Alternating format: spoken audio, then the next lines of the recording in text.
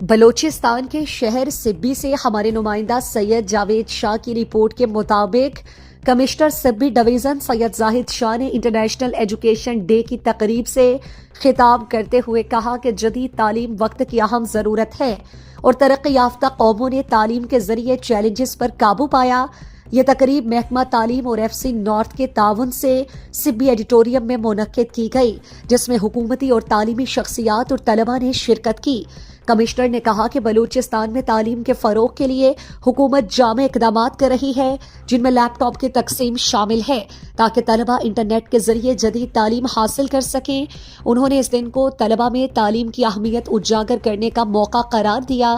District education officer Abdul Sattar Lango نے تقریب کے انعقاد میں ایف سی نارتھ کے کردار کو سراہا۔ تقریب میں wing commander F C north lieutenant colonel Shahzad, wing commander Lehri lieutenant colonel Zubair Ahmed, major Hassan, P S 2 commandant Farid Ahmed, assistant commissioner Syed Mansoor Ali Shah, district education officer Abdul Sattar Lango, V C Chakar Khan Rind university, Wash Karim, principal post graduate boys college Abdul Razzaq Abro, Saleem Katbar, P S 2 commissioner Zeeshan Tahir اور دیگر اساتذہ، طلباء و طالبات کی بڑی تعداد موجود تھے۔